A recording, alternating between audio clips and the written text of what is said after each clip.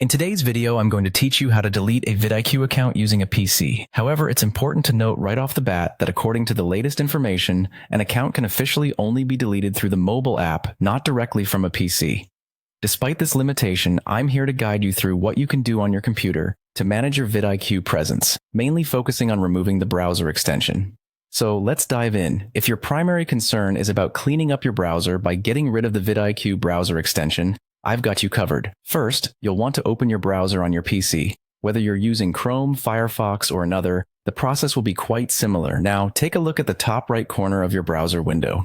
What you're looking for here is a puzzle icon. This icon is your gateway to the extensions menu, a tiny hub where all your browser extensions reside. Go ahead and click on that puzzle icon and a drop-down menu should appear, displaying a list of all your installed extensions. Within that list, you'll spot vidIQ, which is what we want to focus on. Next to it, there will be 3 dots or a small menu icon. Click on these 3 dots, which will open up a few options for you. One of these options will say Remove from Chrome, or depending on which browser you're using, it might read Remove from Browser. Selecting this option initiates the removal process. At this point, a prompt will appear asking you to confirm your choice to remove vidIQ from your browser.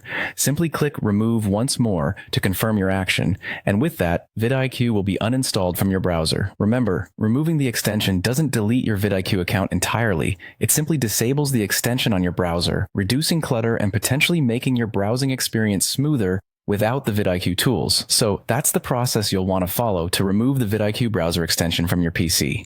It's quite a straightforward process, but as mentioned at the beginning, deleting the entire vidIQ account itself isn't something you can currently do directly from your PC. For that, you'll need to turn to the vidIQ mobile app. If you have further questions or need detailed steps for using the app, be sure to check vidIQ's official help resources. Thanks for watching, and I hope you found this guide helpful. If you did, feel free to give it a thumbs up and subscribe for more helpful tech tips.